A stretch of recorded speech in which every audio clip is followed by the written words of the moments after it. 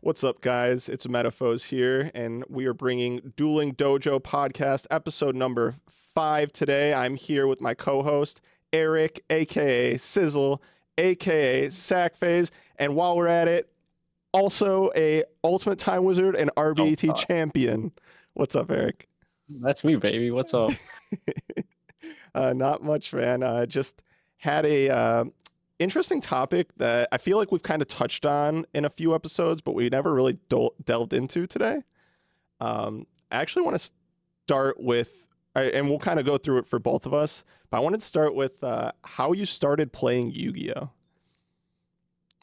Yeah, I fucking love talking about this stuff. It's like it's a nostalgia road trip. Oh my gosh, I started when I was second, third grade. Oh man, what Like year was my that? mom gave me Star Deck Yu-Gi when it came out. Oh. Like I still remember like getting it in the laundry room because like she would hide stuff in the laundry room because it was too tall for me to get to, and she like pulled shit from there. And she handed it to me, and I opened it, and I couldn't stop staring at the cards for like the whole day. Like I don't even know. The only way I knew how to play the game was from the anime, and that was still in Duelist Kingdom Saga. So I was like 2000 life. I was already solitaring the deck. But yeah, eventually I went to locals as a kid. Except the locals was like only for kids, and then it was instead of like Swiss or anything, it was just you guys just. It was essentially like a Yu-Gi-Oh! Daycare. It's like you guys play Yu-Gi-Oh! For like 2 hours straight. Whoever has the most wins at the end of the tournament just wins the tournament. Oh, okay. That's pretty much, yeah. And then people didn't know ruling, so Butterfly Dagger Alma and Woodland Sprite was a FTK. What the heck? I don't know if you know what those cards are. Basically, Butterfly Dagger Alma says like if it's destroyed, you get it back to your hand, and then Woodland Sprite says you can send. It says you can send one equipped card to the graveyard and then inflict like damage to your opponent, but we didn't know send playing it the same. Yeah. Yeah. So that was toxic as hell. And when was this? Like 2002 or something? Something. Yeah, it was before Go Format, I'm pretty sure. Okay. Yeah, and then I finally went to my main locals Galaxy a little after that, and I was like, my deck was like, vanilla beat. It was like, my Tripping Summon Skull was still in my deck, I'm pretty sure. And I was about to quit one day because I kept getting wrecked because I was ass and my deck was ass. Third rate Duelist, fourth rate deck. And then I pulled Magical Stone Excavation from Champion Pack, and this was when Diamond Dude Turbo was like the best deck, I think. I mean, I think it had to be because, or it was maybe Magical Explosion OTK or something. So it's like 07 at this point or something? Is that 07? Yeah. Something like that. Yeah. Yeah, I was about to quit, and then that card was worth a lot back then. I forgot how much it was worth, but I was about to quit, and then I traded that card for like essentially a whole deck, like a whole Monarch deck, and that's how I kept playing Yu-Gi-Oh! Dang, okay, that is quite the interesting. I didn't even know Galaxy was around back in those days. I didn't start playing in Galaxy till like, oh man, it must have been when I moved back from Tennessee, so 2015 or something. It's the first time I ever. Oh yeah, you were like when they were about to like on their way out. Yeah, like last year or two, I think. But wow, okay, so you played, you got into it literally from the beginning. Basically, you watched the anime as a kid, got the starter deck. I feel like I hear this kind of story that roped a lot of people in when they were younger, and unfortunately for me, I was like 2 years old, so this was like non-existent for me at the time. I have a completely different. I was born in '98, brother. So yeah, I have a completely different story. I guess before we move on more into yours, I'll touch on how I got into it a little bit. So I remember in like 2005, 2006, my older brother and my cousin getting starter decks, and one was Yugi, one was Kaiba. So this is like after the fact. But very quickly, like GX cards were out, and my brother was obsessed with building elemental heroes. And like everyone. Yeah, so he built that, and like, but also like they didn't play by the actual rules either. It was very anime-esque. And I was just a little kid. I didn't know what the hell was going on. I just thought it was super cool. The cards were super cool. I remember like looking through their cards. And I loved the anime as a kid. I definitely watched that when I was like 4, 5, 6 years old. So you start with GX, or you watch the actual? No, I started with the actual. Okay. I think it was like not Duelist Kingdom. It was after that, like when Egyptian Gods and stuff. Yeah, Battle Yeah, City. that's when I started watching Yu-Gi-Oh as like a young kid. Uh, but yeah, so that's how I got into it. I remember having a lot of the Yu-Gi-Oh stuff on VHS. Me and my brother would always like pretend to tag duel the Paradox brothers and stuff like that. Yeah, it was super lame. Uh, but yeah, like we just knew it as like the anime, and we did not tribute summon. We didn't like follow any real rules, Yeah. to be honest with you. And so I just remember I really liked machines. So I would play like a deck that played, I think it's like Tackle Footballer or something like that. It's like a 2200 Oh, defense machine monster. yeah, yeah. Slot machine with the sevens in my deck I thought was cool. Stuff like that. And but this is like 06, 07 when I finally started to like accumulate cards of my own.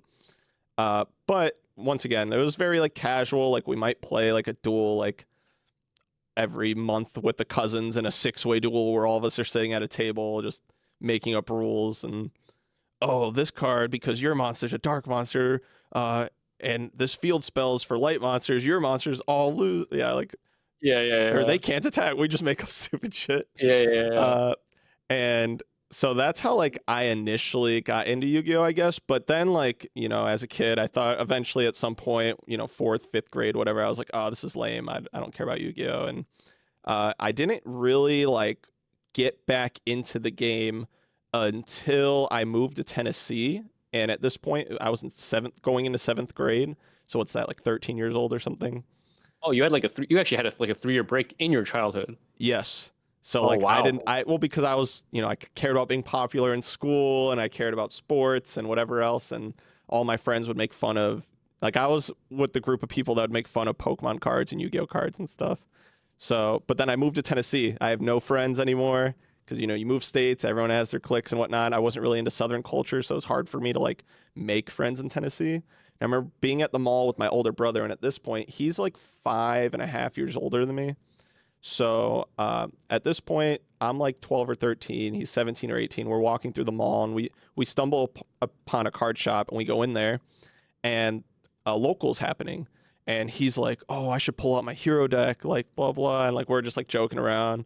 So that night we go home. We're playing with our machine and hero deck, and we're like adjusting it just with our bulk cards that we had in a shoebox. And we go back to the store the next day with our decks, and my older brother sees this guy named Mark and challenges him to a duel, very anime-esque, like, "Hey, you should duel me," like sort of thing. And Mark, this guy later becomes my friend, uh, n- clearly can tell we're scrubs, and he's like, "You don't want to play me. It's not going to be fun for you," and stuff like that. And he's like, "Come on, that just sounds like you're scared." Like my older brother's like one of my heroes at this point, right? Like he's 18, and you know he always beat my ass when we played as a kid in Right. Yu-Gi-Oh. And so Mark's like, "You know what? I'll play my for fun deck against you." So he pulls out a Fortune Lady deck, and this point, like I said, it's like 20 early 2011, end of Yep. 2010s, or early 2011, I Yeah. think. Yeah. And he proceeds to just beat my brother over and over and over with this Fortune Lady deck.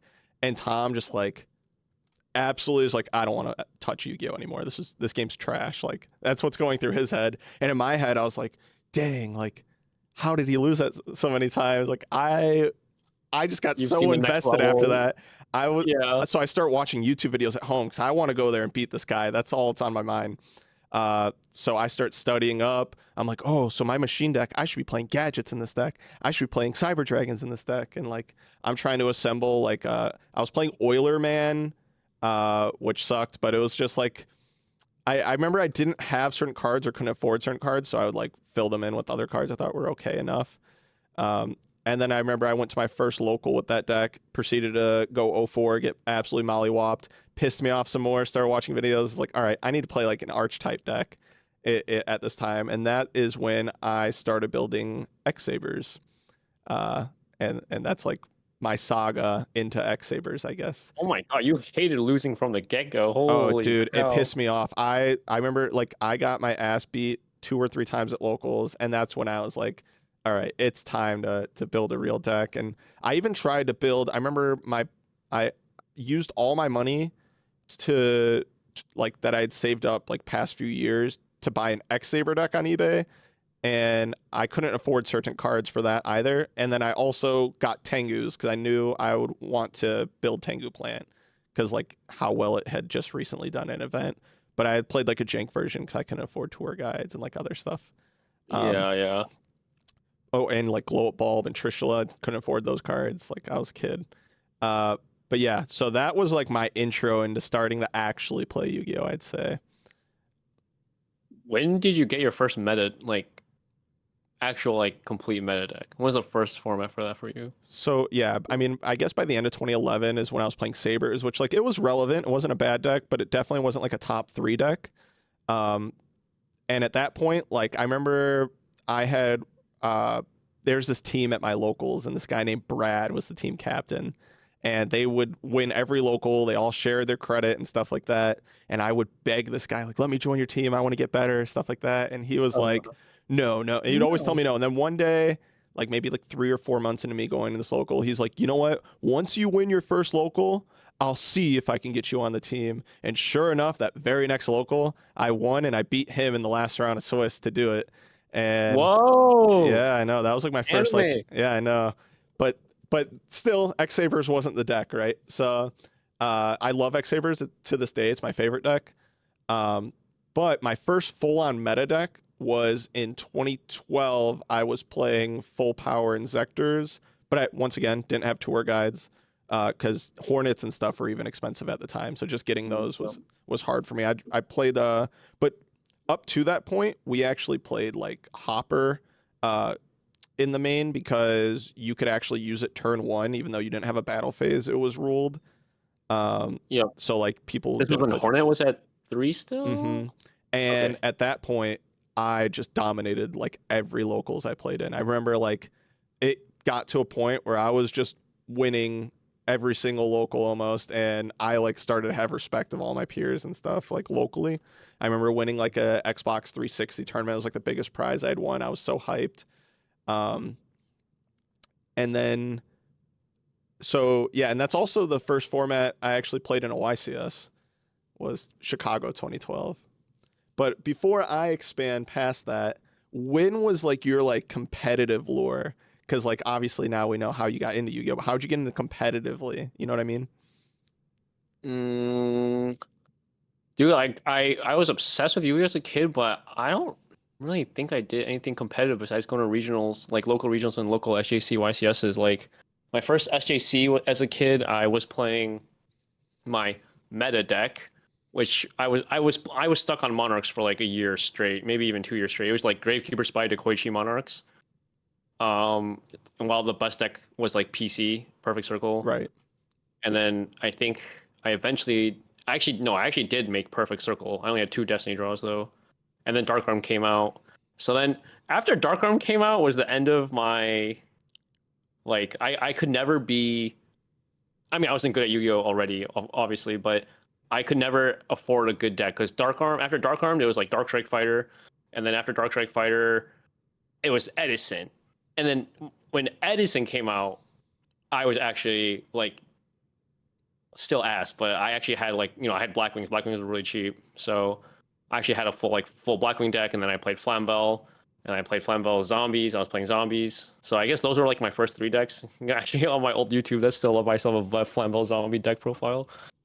Uh, like yeah, I think that's when I first started playing. But then like all I did was like top a few regionals here and there. I didn't like do anything SJC YCS wise at all. I only entered like 2 or 3. I went to Nats like for 3 years. That's really about it. I didn't do any like I'm not you're too good at Yu-Gi-Oh. I didn't do anything before that Edison Resurgence. Would you say like locally you were really good at that time though? Yeah, yeah, I won a lot of locals. Okay. I think my most dominant spree is funny. There was a YCS that anti-meta won. It got first and third, I think. I That was think it the was one at Gen. Convention Center, right? I Or think not? it was It Gen was Con an actual Indy. convention in Indy. Yeah, it was. I think it was Gen Con actually. Yeah, The yeah. guy who won But that went to my locals when I lived in Cincinnati. oh no way! Tony Meyer, that's his name. Yep. Oh shit. Okay, well J Bob at our local got third with that deck, and so at our locals, like there was these 2 guys, J Bob and Tenjim, who were like super fucking good. And they like everyone knew they were like a cut above the rest, even if you like did beat them once in a while. But there was a spree where I saw on Pojo Shane Scurry posted an anti-meta deck, and it was like poorly refined. But I was like so poor at the time as a kid, and I didn't want to like keep switching decks and like using all my money and trades to keep switching decks. So I was like, I'm just gonna build this deck, and it was like 3 Doomcal, 3 Banisher, 3 Thunder King, like 2 Fossil Dyna, like, 2 War Lady, whatever, the whole thing. Right. And I won locals for like almost 2 months straight. Holy. I played 3 Starlight Road because all I did was summon monsters set 5 pass. Like that was like my game plan every time. And yeah, so I won locals for like a month or like, almost 2 months straight. And I like to tell myself that's the reason why J Bob played the deck, because he was like, if this freaking idiot can just keep beating everyone, then surely this deck is actually kind of good. That's But yeah, his hilarious. build was obviously way better. He did not play 3 Starlight Road. I would never do that again. Right. Well, also you probably weren't taking the game as seriously as like you do today, but Right, I'd right. assume Yeah, I I'd didn't even know how assume to think. Yeah. I definitely didn't even know how to think back then. Like, I know money's a kid. I know money to travel. It's just biking to Saturday locals and maybe sometimes Sunday or Friday here and there. But yeah. when did you get like your first like we'll start with like regional top. Mm, because I got a bunch of invites, but invites were like top 32. I think Yeah. my first one was Chaos Plants. It was like right before Tengu format, but right after the Frog FTK bullshit. There was like a dead period in between, like a 1 or 2 month period where like Formula was at 3, Chaos Sorcerer 1, Global Bulb was out, but like Tengu I don't think was out yet. Yeah, I think that was right before Nationals of 2011. Yeah, I think that's where I got my first top. Okay. Is there a video out Um, there of this deck? no, my only Ah, deck profile back, like YouTube wasn't. I mean, I actually had a YouTube channel, but YouTube wasn't like big back then. People weren't like content farming and trying to get your deck profile every time anyone won anything or did well. There is one where I top with Dragooni Ruler on YouTube. I think I got top 4 regional with that deck, and that was when 6 Cents was out. I saw this list Oh god. recently. Yeah. What the Your heck? your hair was wild. Yeah, the complete Bieber Afro Yep, haircut back yep, then. that's exactly what it was. Yeah, but yeah, I really like that format. That format was fun. I No, think that's when that's I think when I first started getting like good, when I first started like thinking about the game correctly, was when GOAT format became way more popular. Like Xarian mirrors, when people started money matching everyone with Xarian mirrors, like everyone was like, "Oh, this is the format that's the most skilled in Yu-Gi-Oh!" And I'm like, I wasn't good back then as a kid, so I was like, "Oh, I really want to try this. Like, it's really cheap."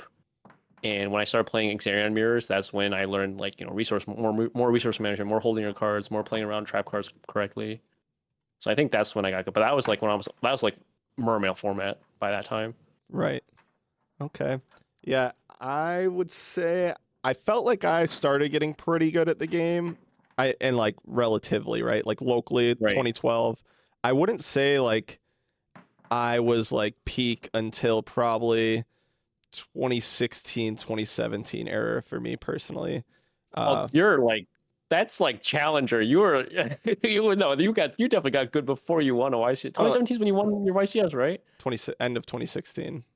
Oh yeah, you were good before that. Well, yeah, so that's why like I was going to say my first regional top was actually with Chaos Agents in it was right after everything got nerfed in 2012. That was my first Mm, cuz like I went to YCS Chicago in 2012 and I got eliminated like round 1 of day 2, I think. I actually lost to Jeff Jones in that tournament. So that's a whole nother story. Um, but then my first regional top was with the Simon He Chaos Agent deck. Um, and it was like literally the most lucky thing in the world. I remember the last round of Swiss, in order to top, I had to win. And I'm in a position where my opponent has like a Levier, a Wind Up Rabbit, and something else on board. And he's playing Wind Ups, and I'm playing Chaos Agents. And I'm at like 3K. He's at like 400, but like I just felt hopeless. Like I couldn't even figure out because I'm playing a deck where it's like Hyperion wasn't live. Like I didn't know how I can get out of it. I top deck mm. Gores, and then the next turn he punches me. in the incorrect order with the biggest monster first. I drop cores, and then the next turn I draw like MST or something for his one back row. I switch the attack, punch, punch. He has one monster, he draws, passes, and I like win a game I just had no business winning basically. And that's how I got my first regional top. And then I had quite a few from then onwards. Um, I had like an insane amount when I regional grinded in 2017. Uh, but yeah, I would say like my first event, like major event top, would have been like 2015. Technically, the end of 2014, there was this event called the TCG Player 10K, and you had to get Oh, invited by placing like first or second at a state tournament. So like each state had like I wouldn't call it a regional. It kind of was like 70, like anywhere from like 40 to 70-person events. And I think it was top 2 or top 3 at those state tournaments qualified for the TCG Player 10K. And then you went there, and this was the right after 2014 Nats when DUEA came out. So everyone's either playing Shadalls, Burning Abyss, and in that tournament, I played so many people, and maybe not at the time, but like as of today, if I said all their names, you'd be like, holy shit. Like I remember I played Jeff Jones, I played Max Reynolds, I played James Frazier, I played oh my goodness. I'm gonna be insulting people because I don't remember, but there was like yeah, All so Star but bracket, at the essentially. time, Yeah. like other than Jeff, I didn't know any of these people. So like, Oh but wow. like looking back, it was like, holy crap, so many good players. Uh Uh, huh. but yeah, I think I played Blair. I played just so many players, and yeah, that was like the first event that I topped, where I knew a bunch of good players played in the event. But most people won't consider that like an event top because TCG player had their own like circuit. Then that's what it sounds it like. was like so it was weird. They did like a state tournament thing, and this was the only year they ever did it, where like each state had a local, or maybe even some states might have even had two, host like these big TCG player events, and you got an invite to the 10K. And then I also think you could have gone to the 10K and paid X amount to enter it, but I might be wrong. I might be making that up. But yeah, it was like like the actual invitational was like 70 some odd people, maybe $10,000 in prizing. It was pretty sweet. Uh, I remember I You lost in top eight. How much you get for top top 10K? 16. I think I lost in top 16, and I was That's playing awesome. Artifact Burning Abyss. I think Whoa. something like that. Yeah, it was so long ago, dude. But that like most people won't consider that top. So I guess my first real top was and mind you, I went to like 2 YCSs before this. Before I topped Nationals 2015 with Burning Abyss. It was like the 20 trap card Burning Abyss deck. I actually lost to Matt Kalinda in top 8 or top Oh, 16. that tournament. Top Yeah, yeah, 16. yeah. Yeah, and then then you just have to win one more out of your next 2 rounds to go to Worlds, and he did, thankfully. Uh, but yeah, I had 2 in between events where I went X2-1 and I was X2 and lost on the bubble where I didn't top either of those. So like I felt like I was due.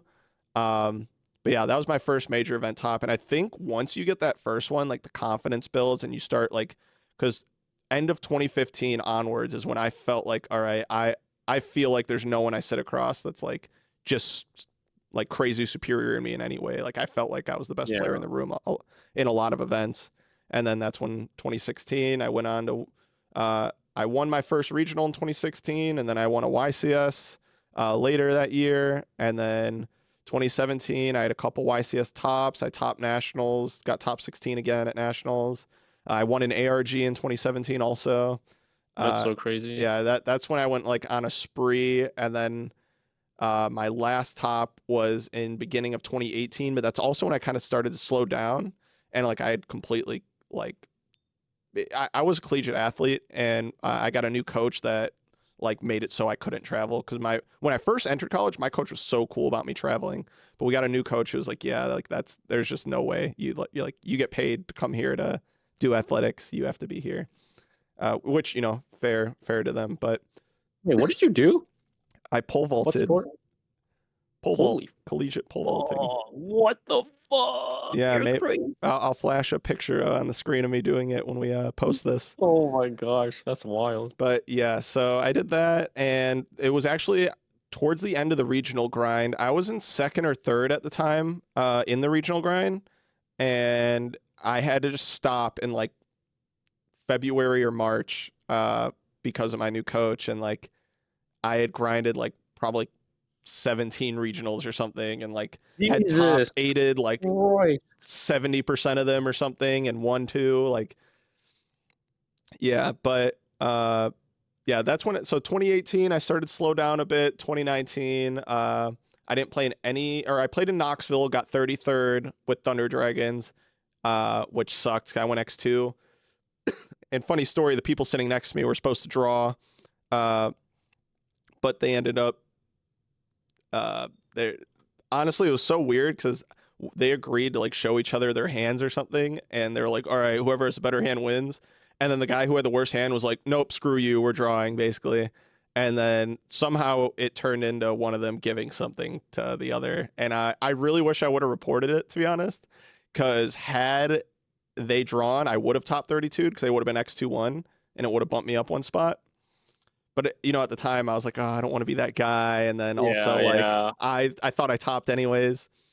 So got 33rd there, and then at that nationals, I try to like next level brain, do like the super poly Altergeist deck, but it was just trash, to be honest. Like it had a really good Thunder Dragon and Orcus matchup, which were the decks I was worried about, but I just got absolutely blasted by like Sky Striker and That talk format? huh? That is Is that that talk? format, yeah. I've never played that format, but I've only heard good things about that format. Uh It's not bad. It's not. I mean, I won't lie to you. That nationals, like people discovered versions of decks that were just way better. Like the Orcus Thunder Dragon deck was just like Uh-huh. leagues above what people had been playing up to that point. I'm pretty sure if that format got solved, it would not be very fun. But at the time, it was a Oh, good format, I thought. I see, I see. But yeah, after that, I pretty much stopped playing, and then COVID happened, and it just kind of pushed the urge to not play with how powerful the game had become.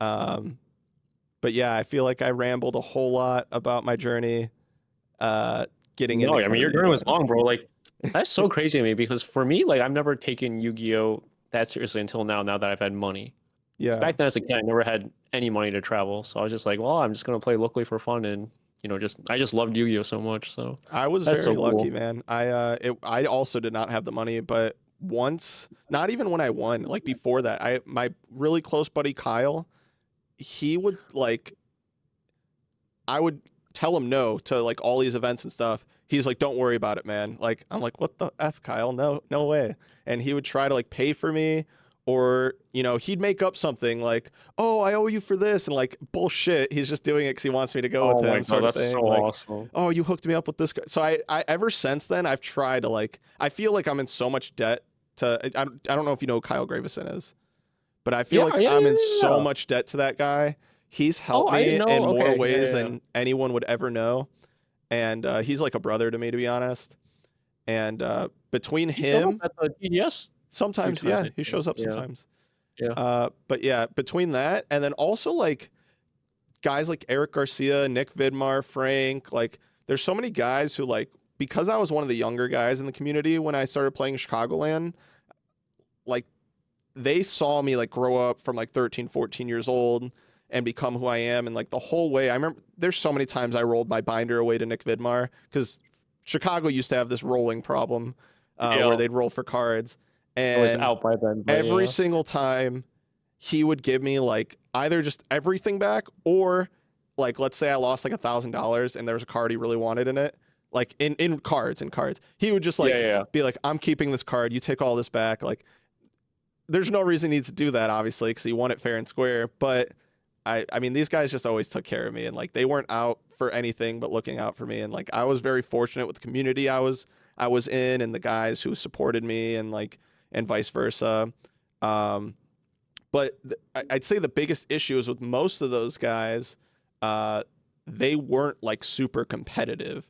So like when it came to practicing and training, like that was not like the group of guys that I'd play with as much. I mean, a little bit Kyle, but Kyle's always been kind of like in and out with Yu-Gi-Oh too.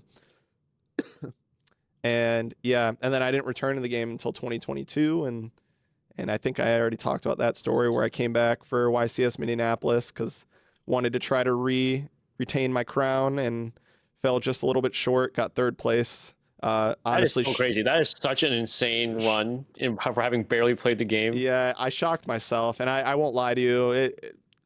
I would be lying if I said there wasn't skill involved, because I definitely do feel like there's a lot of games I was outplaying people. But also I got extremely lucky. Like the amount of times I'm playing against a tier limit player, they went first. I lost the roll, and I had Lava Golem in hand with a bunch of runic spells and sprite cards. I was like, oh, like I actually have a shot in this game now. Whereas like if I don't see the Lava Golem specifically, like there doesn't matter the combination of cards I have, I'm losing that game. Right. And stuff like that happened quite a few times, which I'm very fortunate for. And some missteps from some of my opponents who like screwed up. I don't know if it was like pressure or what it is. But yeah, very, very fortunate how that went. And then that Nationals had a little bit of an awakening playing the Kashtira deck. Well, I only got my invite to the Nationals because I got third at Mini. I would have not have gone to Nationals otherwise. But yeah, I got eliminated kind of early, like round Was that 8 Nats or something. 2023? It was. Wait, you were there? I was playing current. Oh my gosh. I played I did not know you were there. Kashtira, and I got eliminated drawing 3 anti-spell and 2 birth or rebirth. I forget what it's called. It's like a continuous spell that like allows you to normal summon level 7 monster from hand, and then like can revive a thing from the banish zone, a Kashtira I'm monster. so mind blown you were there.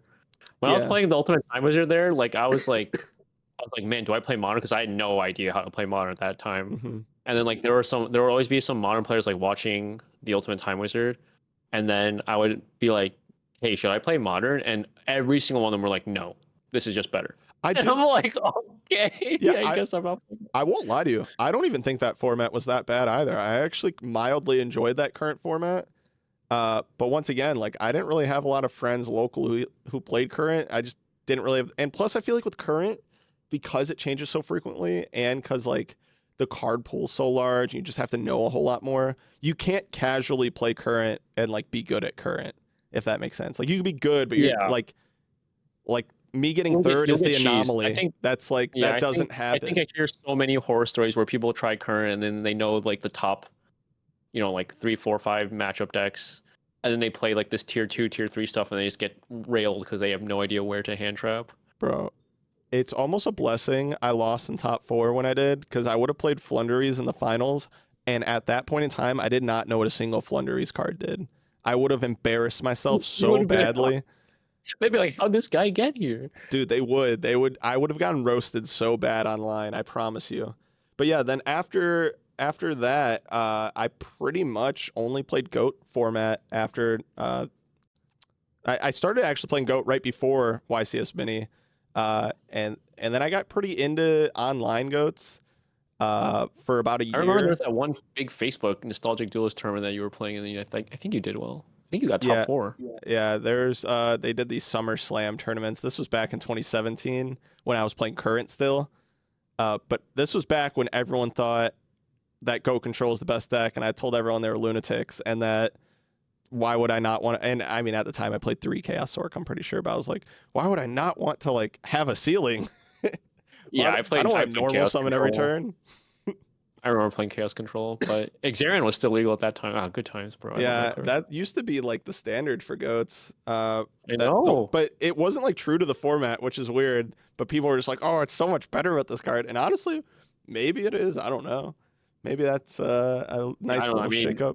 We could go through the GOAT lore, but I mean, yeah, there is the first big GOAT tournament. They had Exarian legal, and then Chris Perovic blew it up with the tournament report, and Exarian was in his deck. So yeah. But yeah, yep. So that's pretty much my story. That I went into GOATs, did a couple of War League seasons, a couple of tournaments, got third at GOAT Worlds, and then right after GOAT Worlds is when, so end of 2023 was GOAT Worlds. Beginning of 2024 is when I really started getting into Edison, and then went to my first event in February, and that's when like I guess we always kind of like talked. I'd say since like I got into GOATs because I knew you were into it. Like we would like here and there. It wasn't like, very much. And I'd see you at like a Grand Prix. We might talk a little bit. But it wasn't until I'd say beginning of this year where I felt like we really started to become like close. Yeah, because you start playing I Edison. know, I know. And dude, I haven't felt this like type of community like this with Edison since I had that like 2015, 2016, 2017 with the Vidmars, the Kyles, the Franks, even Faisal and stuff being a little shithead. I love Faisal. Imran was awesome. Like, I can honestly go on. Dan Ibarra and I were so close. I had a little Pokemon stint because of Dan. Dan's been my homie for a long time Oh too. yeah, yeah, yeah. We recently discovered we were playing Pokemon at the same time. Although I Yeah. never saw you at anything. I know. I feel like we might have seen each other, but like at that time, I remember when I used to go to Galaxy because it was like when I first moved back to Illinois from Tennessee. This was like 2014 or something. And I remember when I saw you there, it might have been 2013 actually, because I think you were playing some ruler variant. And I remember thinking like, I thought you were like really good for some reason.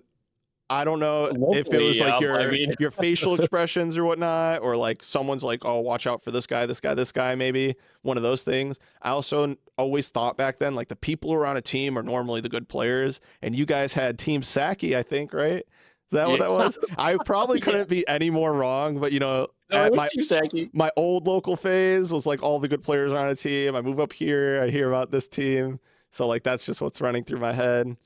Actually, before we move on, can we get the lore on Team Saki? Oh my gosh. I mean, our locals had so many people, right? Like Galaxy was getting 20, 30 consistently every week without question. And then me, Christian Pepper, Joe Pantaleo, David, you know Joe David. Pantaleo, like the curly Yeah, you haired remember that guy. guy? Yeah, I yeah. remember him. Yeah, he was Me and Joe were really he, close, yeah. he was really nice to me. But I He was super remember nice. uh, Yeah. there who was someone at our locals really did not like him though. I don't remember who. I mean, at our locals was there were a lot of characters at our locals. But yeah, we just started hanging out a lot and playing Yu-Gi-Oh! And then one day we're just like, because everyone was like making a team back then, you know, like teams were like a cool thing. And now like I don't really care too much about teams. But yeah, we're just like, we all had like our own small YouTube channel. We're just like, let's just make Team Saki. And then I don't know, we exploded, or we were kind of big actually for back then. We had like 4K subs for back then. I think like maybe Robbie Cole had like 10K, 15K maybe back then. Who So I don't know. who still has access to this channel? So the unfortunately, um, this was when we started our channel. It was before Google acquired YouTube. Hmm. So then in the middle of it, Google did acquire YouTube, and then they made you make a Gmail account. And we didn't have Gmail accounts. So Christian's like, I'll just make a Gmail account just to link it so we can like keep our YouTube account. And then one day he's like, I never use this Gmail for anything. So he just deleted it, and that ends up deleting the whole channel. Actually, so There's there's like no there's record of it. You still can't contact Google and like do anything about that or YouTube. I at the time we were in college, and No I one was like, oh, cared. that sucks. But we were like already like dead in the sense that we weren't really playing Yu-Gi-Oh anymore. Like we were, but we weren't like doing YouTube or anything. Right. So I didn't really care, and now I regret it a lot, not like hounding him to like do something about it. But there Right. are like a few videos out there for like we have one like on your Yu-Gi-Oh channel, Team Galactic, and like Slim X. Oh, Slim X Um, Symmetry or whatever. yes, yes, yes, yes. I I think love there's like Slim. 3 out there still. But yeah, that's the lore. We were just dudes hanging out, and then I always spoke in an Asian accent. That's definitely not okay now, but You get canceled. You were showing me a I get video the other day, and I was like, man, you would have gotten canceled so I'm not fast gonna if get this this came out so fast. today. That's I'm not a fan awesome. of cancel culture, even though I do support it. I guess like there's some things I miss about. Oh, yeah, sorry, I Yeah, shouldn't say I'm not a fan, but there's some things I miss. Yeah. yeah, no, definitely some like gray area things that are hilarious that Yes. I wish Yes. weren't looked down as badly, but like, to each their own. So, um, Yeah. and then What was the other thing you wanted to ask? yeah, I How so Yu-Gi-Oh changed our lives or something? yes, but before that, I just Okay. wanted to because I know you and Eric like give me the short version because I know we talked about this in a previous podcast. But how was it that you got back into Yu-Gi-Oh after such a long like not playing, going off to college, not playing, and then getting back into the game, and then after that, yes, I do want to ask you Yeah. that. Okay. Okay. So basically, like after like towards the end of college, I pretty much quit. Like I had other stuff I wanted to do, but I always kept goat in my Edison deck. Like I already had a goat in Edison deck like back in like 20, I don't know, 15. And I always kept it, and then goat popped off, right? Like Hmm. goat was popping off during COVID. So I started getting back into it a little. I didn't play anything online, but like there was, locals, at TGS, they actually had goat locals, and I was actually winning a lot of those now I think about it.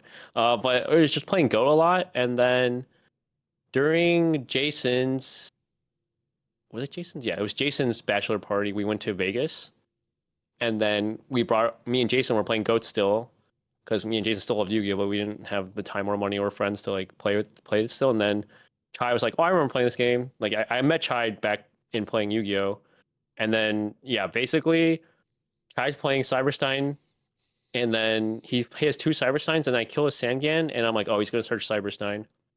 And he doesn't search Cyberstein, and I'm like, "Oh, you already have one in your hand?" And he's like, "No, I'm just gonna draw it." And then I shuffle and cut his deck, give it to him, and then he just I need like some cards. He puts his deck down. Oh, There he you go. puts his deck down. He's like, and like if I'm playing you, he just goes like this, and it's Cyberstein, and I'm just like I flip out. Like you know me, like I flip out Air really like horns. loudly. Yeah, yeah. But I like did a lap around the room. Like I could not believe it. That's freaking awesome. Yeah, and that got him hooked. So then we gave Chai a goat. So then we gave Chai a goat deck, like just with like our extra bulk. Like it was all common. Hmm. And then he's just like, these cards look like ass, so I'm gonna start rarity upgrading.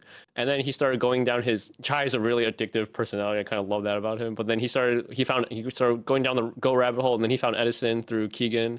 And then he's like, why don't people play this format? Like I play this format, like synchros and stuff. And I'm like, I would love this format, but it's just not very popular right now. And then it blew up. And that's that. We just haven't stopped playing since. Ooh. That's how I kind of feel about Hat, by the way, is I know there's a little craze right now, but I've had it built for so long and I love that format. So I'm in a weird spot though, because I want Edison to last and have its peak as long as possible, but I can't Right. help but be a little bit excited, to be honest with you. But That's fair, man. If it blows up, that'll be hype. yeah. And then so that transitioned into you becoming crazy good at Edison, which you've never had this kind of success in the past. So you want to talk about that a little bit and like when you were like, oh shit, I actually am like, a top 2%er in this game. Yeah, dude, I'm getting more imposter syndrome because hearing your whole grind story about like whole year, like 18, you said 17 regionals or something. That Oh, is so crazy to that me. was because you could qualify for Worlds by finishing with the most points. The top two people in points, I think, that year got to go to Worlds. And you accumulated points by either playing in YCSs or regionals. So I was like, there's too much variance to like pray I top nationals and like go to Worlds that way. So I was like, screw it. I'll just put in the hours since like I don't care Yeah, driving 6, 8 hours to two that's regionals my every that's weekend. my point though. I've never really put in such a dedicated time amount into Yu-Gi-Oh. I've always just loved playing Yu-Gi-Oh so much, and I will say I do think like I'm decently smart at card games. Like I've played a lot of card games, and I've normally done really well at every card game I've played, local level, like local. Like I've never really traveled for card games. Like I've always won locals or like done well at regionals or whatever, but I've never made into like the big arena, I guess you could say. And the same thing for Edison. Like when we got into it, I was just like playing around and realizing all the interactions, like this and this you should do this this interaction looks like this. And I thought like I knew everything. Like I did know a lot, even before I won RBT Orlando. But like me and Chai and Jason, like we're all. I think we had a similar mindset. We were thinking like we're good, but we're not like great. Like Yeah. all these like cool people. Like back then it was Beast Mode, Silchis, even Cameron was a big name back then. I think who else was a big name. But yeah, we're just like we'll like never, not never, but like these people are like really really good, and they're good for a reason. And then I remember watching in the hotel room that night before RBT Orlando, there was an RBT online, and we were watching it, the replays, and we're just like, these guys are kind of ass. So we're like, maybe we aren't that bad. And then, yeah, I don't know what happened. I obviously got really lucky winning Orlando, but I did have that like. eureka moment where I was like, oh, I could actually do it, even though like I don't think I'm still not as good as like the greats. Like I am at the level where I am a threat, I guess, is what I thought. But yeah, like I just never put in those hours. I just kept playing Yu-Gi-Oh for fun. That's why I still feel like imposter syndrome because I still haven't really put in the No, hours. I just kind of but I don't know think you stuff. need to as much for Edison. Like if you've because like back then Yu-Gi-Oh formats for me were changing every 2 months. So the guy who put in 40 hours a week Mm, over the course of a month is going to be ahead of the guys that have put in 4 hours a week. But at some point, there's a point of diminishing returns, right? So if you're yep. playing Yu-Gi-Oh 4 hours a week with DB locals, whatever, 4, 6, 7, 8 hours only, versus someone doing 40, at some point you're just going to be caught up because like the format's not drastically changing the same way that like current format would. So I think it's less about like you shouldn't feel like an imposter. I think you probably just accumulated the not like the necessary amount of knowledge where like the point of diminishing returns really started to show, and you just you have the good technical play, and like you're playing one of the best decks, and maybe that's where you shine is technical play instead of deck building, whereas in formats that are changing so frequently, deck building is honestly the biggest advantage you can have. Right. Yeah. Yeah. I'm definitely not an innovator. I've definitely had like some tech moments here and there, but definitely not a huge innovator. I well, my only innovative moment was back when Tengu format was a thing and Quasar came out. I think I popularized Junk Doppel, but that's about it. Junk Oh, Doppel plants. I remember Um, Quasar, the Lavalval deck yeah. with That was a cool three deck. rekindling that would just turbo to Quasar. I hated that deck. Yeah. That I hated that deck too. That was so annoying to lose to. But yeah, like I don't know why I still never really put in the hours. I just kind of even I've never DB grinded.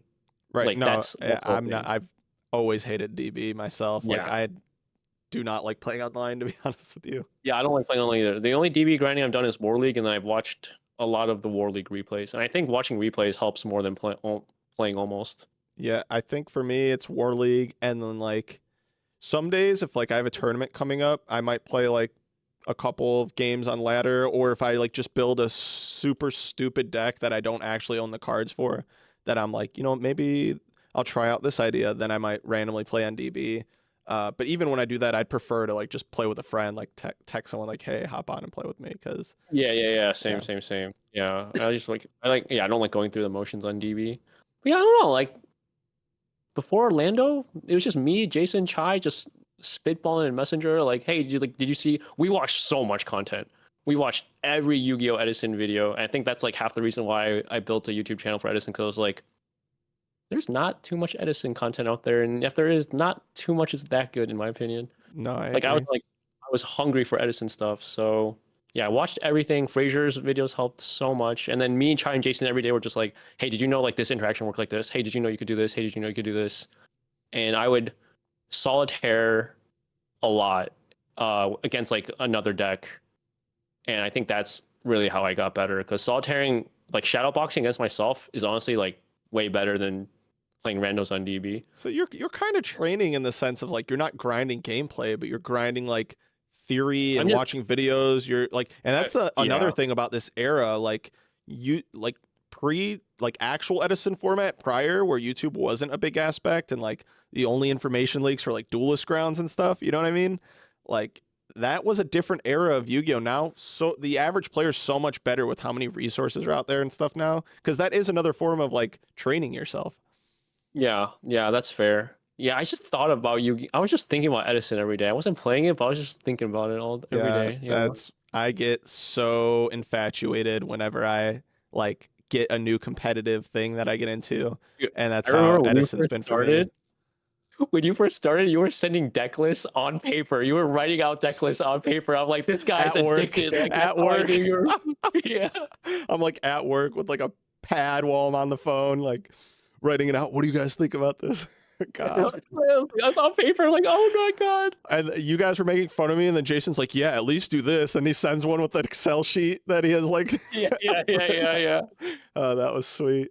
But I yeah, was definitely doing that okay. at work. But so yeah, so you said you felt like the imposter syndrome. You felt like you weren't putting in the hours. You win RBT Orlando, but then you follow it up shortly after with an Ultimate Time Wizard win.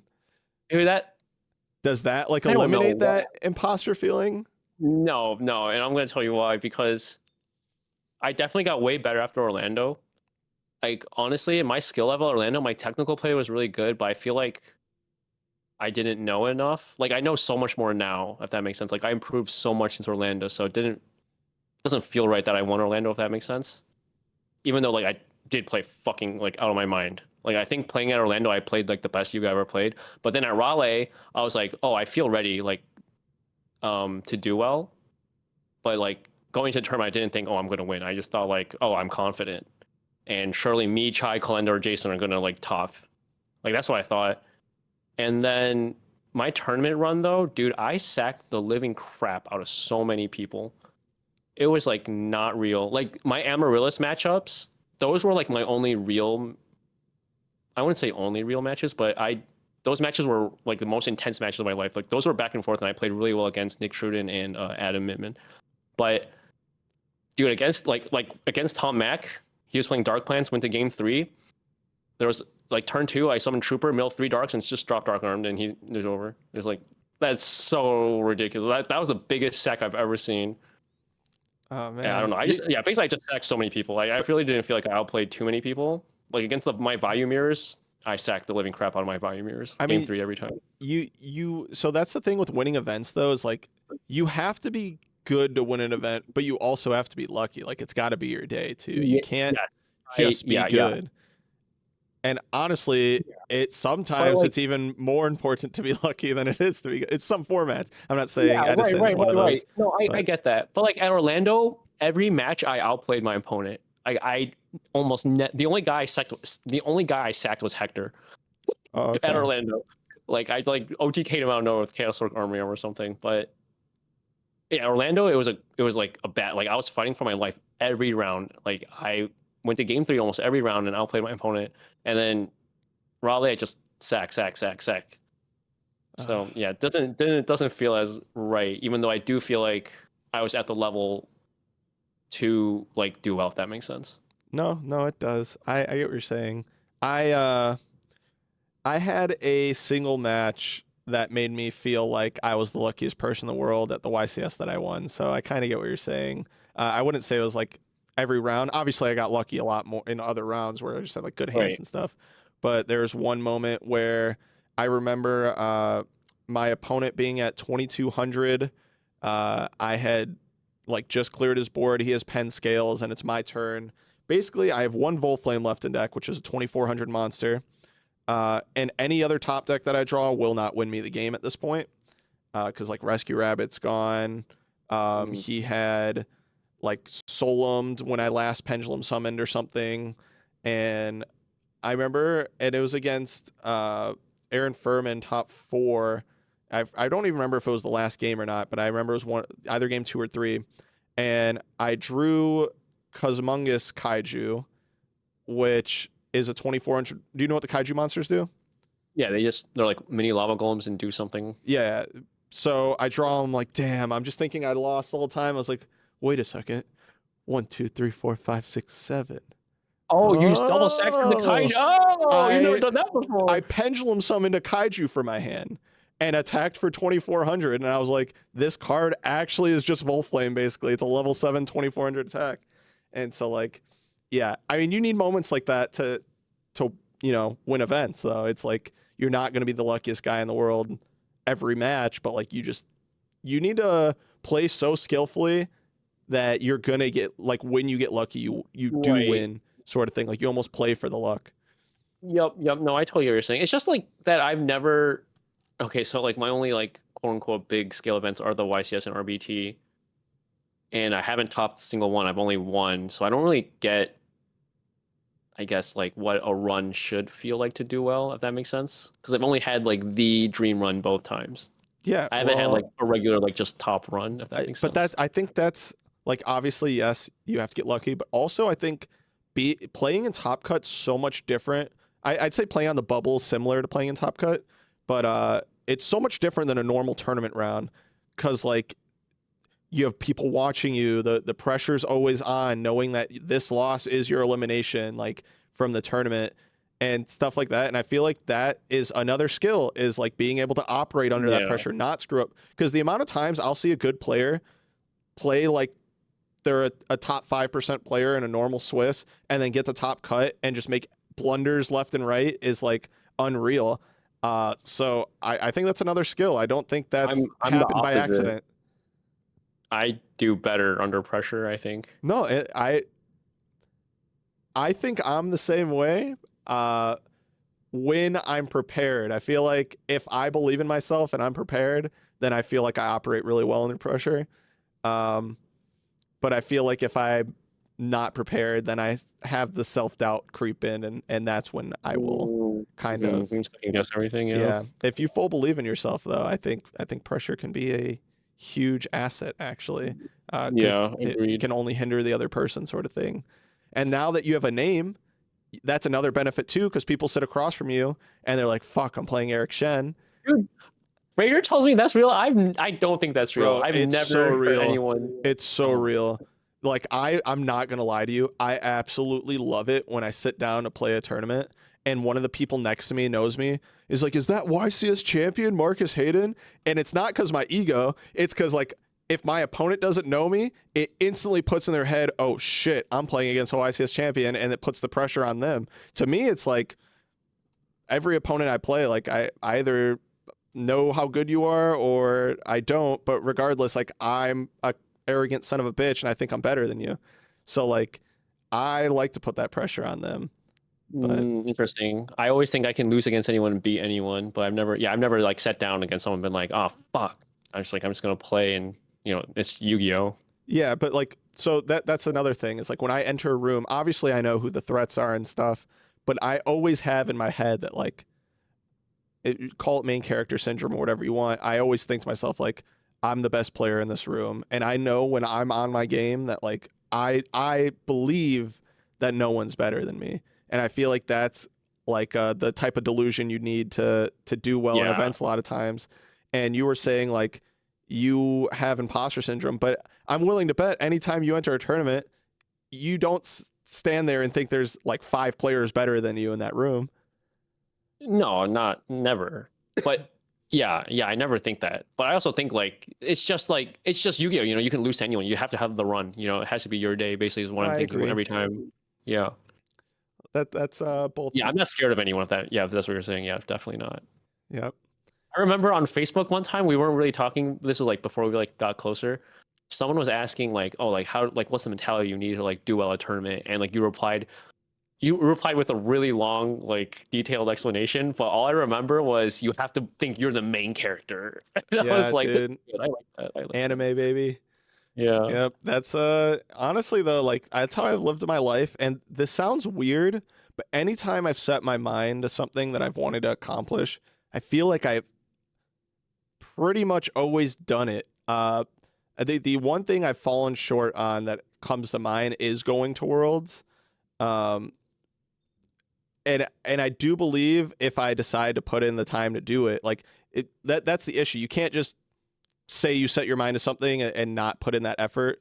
Because I was on track to do that exact thing when I was grinding, but then I my collegiate athlete and Right.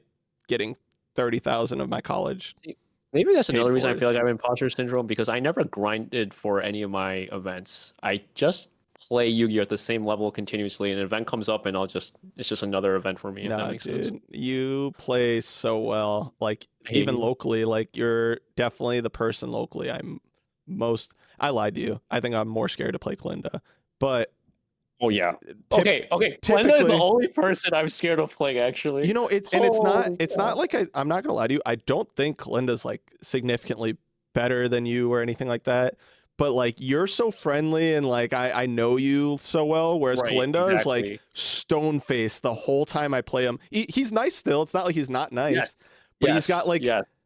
it's He that turns it aura. on. It's all business. It's It's all business yes, when he's playing it's you. that aura thing we talk about. Is like I feel like I have that until I start playing a friend, and then I'm like Right. all like Yep. chummy. All But like friendly. Yep. Yep. if I'm in like game time mode, Kalinda will do that when he plays against friends or randos. It does not matter. Yep. That's why I'm Yep. like most nervous when I play him. I was like, all right, it's one of these. Like, and it's I weird though, because right after the 100% match, agree. we'll be chalking it up like he's a completely different person almost. His power level goes way too high as soon as he starts drawing his first card. It's Yeah. not real. Oh man. Oh yeah. So that also reminds me. So like I just talked about that with Galindo. When you sat down and played Frazier round one at the Ultimate Time Wizard, were you guys like chummy or did it get really like intense? It was chummy before the cards were drawn, for sure. And then yeah, it was actually pretty intense. There was one time it was a little chummy because Frazier doesn't declare his phases, so I was waiting for him to say standby to duck shoot him. And then he just summoned Alias before without saying anything, and I was like, put it back, like I'm trying to duck shoot you. Yeah. And he was like confused for half a second. I was like, please don't make me Rule Shark my favorite content creator. I Oh was like, god. That's you not gotta put rule that back. sharking though, like No, it's not, but it because felt a little. like cards like Dush Shoot, you specifically want to wait till they declare that specific Yeah, yeah, thing. I knew I So was in the right, but like he was a little confused. But he got it like as yeah, soon because there's as no I. world you're not like you're just sitting there and letting him go down to 3 cards if he tries to switch phases, right? So Right, exactly. Yep, yep. uh, But yeah, no, it was. Yeah, that was actually really intense. I think, but I drew like absolute dog water though. But other than that, like I hit a brown egg for like 4 turns game one, and I couldn't out it. But yeah, I wish I gave him a better fight. That would have been fun. yeah, I definitely feel like personally my most intense match ever was that top 16 against Matt Kalinda, which was because my YCS finals was against Joel White, and he's the sweetest man in the world, and he's just cracking jokes the whole time, like nervously. So it was like way less intense than like other finals. And then my ARG final that I won, I Mm, played against my friend and teammate at the time, Justin, who was the guy I would regional grind with and go to his house every weekend. So like both the finals of majors that I've played in were not like crazy high intensity. But yeah, I'd say that top 16 against Matt, because like it was also so close the whole time. And I remember thinking I was going to Worlds with like the card advantage I had and everything. Uh, and then yeah, I just remember him dark hole regecking my board and punching me for a ton of damage and looking at the yeah. clock and seeing there's like 3 minutes left. I was like, oh man, I'm about to lose. Ugh. Yeah. Oh, now I think about it, my most intense match was definitely my Raleigh final. But that's because one, we had to wait like 45 minutes for them to figure out where we're going to go play. Mhm. So the whole time we're just like waiting. We're like, it's definitely a little nerves because we're waiting the whole time. We just like want to play already. We're getting like a little antsy. And then, they put you in that stage area, and then on stream they make you play on, a playmat that you normally don't use, and then you have to put your cards, in the correct zones and upright and everything. Yeah, that was pretty intense. Did they record Yeah, it? They didn't, right? it was on stream, but only game two was up because it was on like they had like the main event going on, right? And Okay. then in the middle of the main event, like I think a round finished or something, and then they're like, oh, well, let's put up the Ultimate Time Wizard final for now. They never And then posted it on the blog or anything. nope, Ah, Frazier's is completely gone. Him and Oscar's match, that's not anywhere. what the heck? That's so Yeah, dumb. they recorded his as well. They're gonna have to, like we were saying in our last episode, like it's gonna get too big for them to deny these things, I feel like. Yeah, they just need like a second stream like channel or something. I don't know. Or just like, I don't know, if they could just like maybe start Edison early and do it all in one day even, then you could like do it at the end of day one when like, you know what I mean? Right. I don't know. But Yeah, something that doesn't conflict with the regular tournament. I did have one more question for you. And you kind of brought it up a little bit earlier, but how has playing Yu-Gi-Oh affected your life?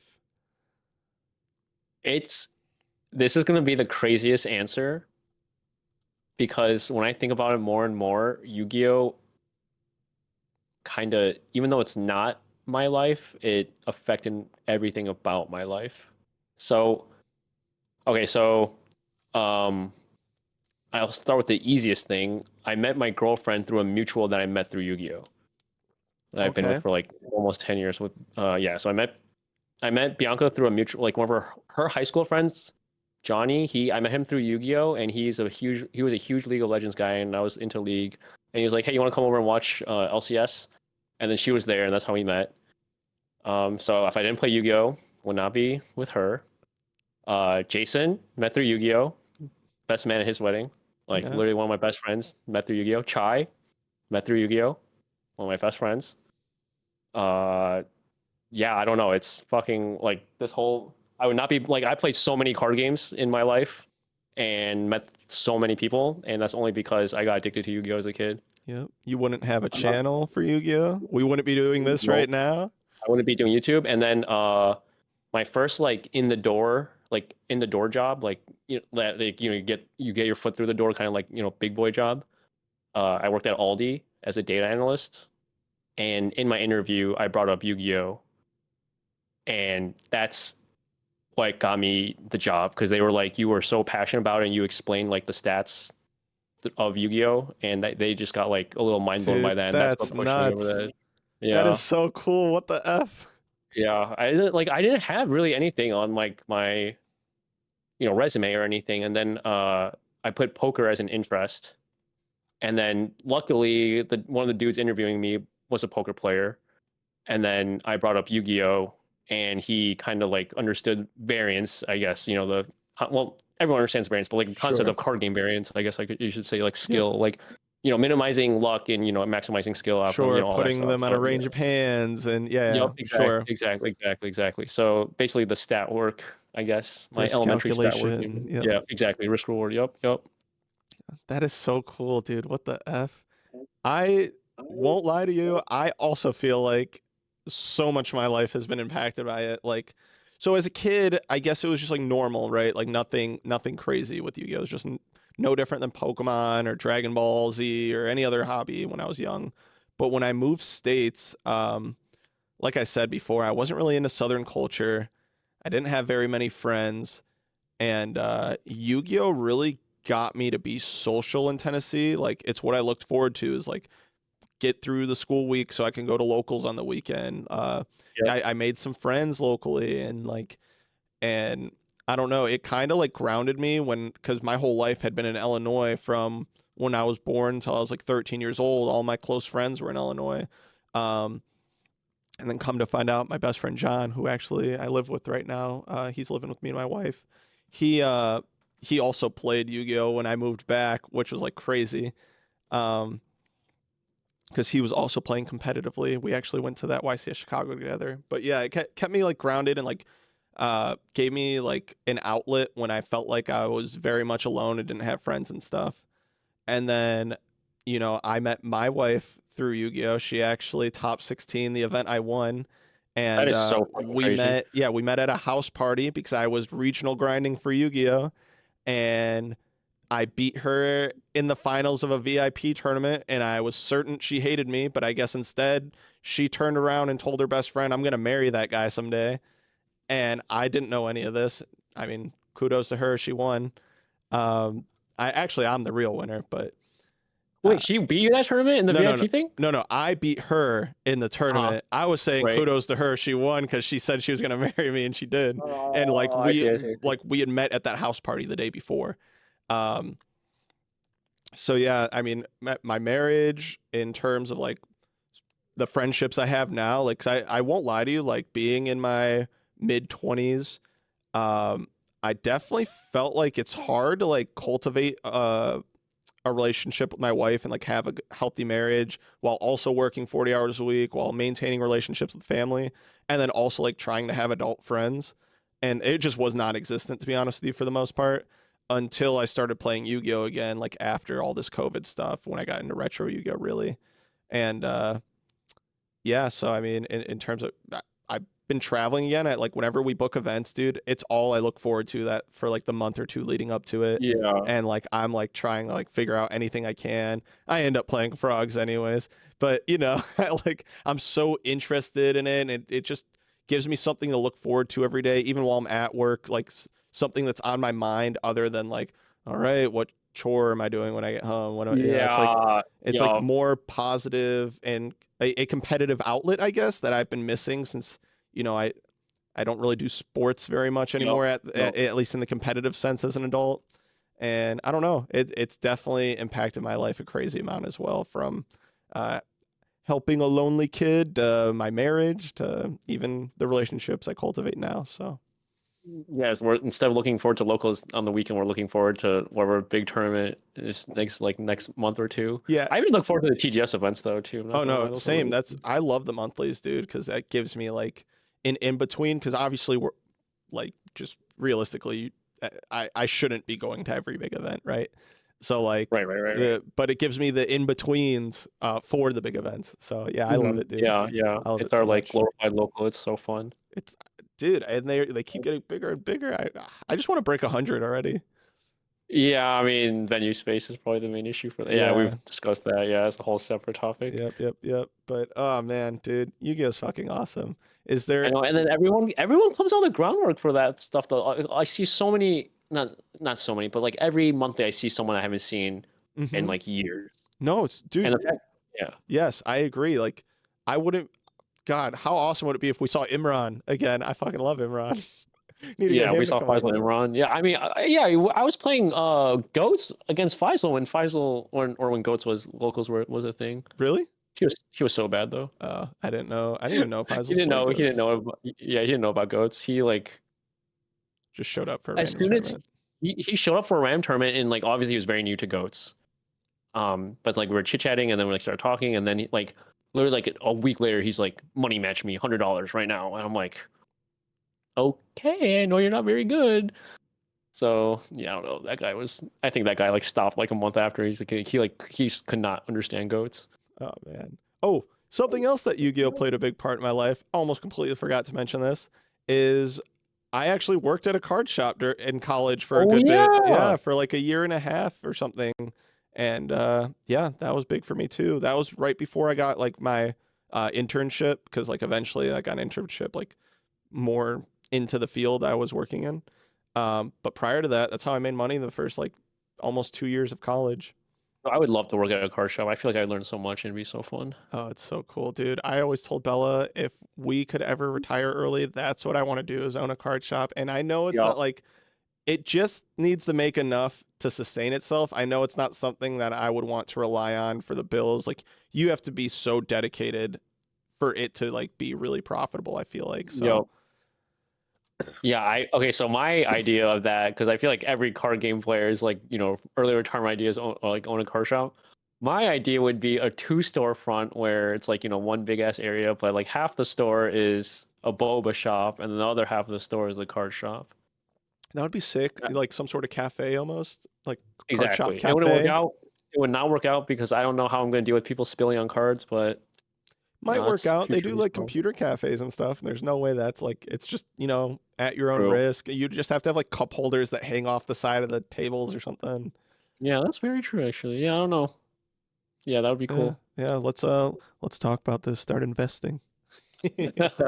But yeah, in all seriousness, man, I owe so much of my life to Yu-Gi-Oh, and I think that's another reason it's so hard to like ever truly leave it. Yeah, I agree. Everyone always says like you can never quit this game, and it's really true, honestly. Yeah, and we might be like because now that they don't make the anime anymore, I feel like it's gonna be harder for younger kids to get into it.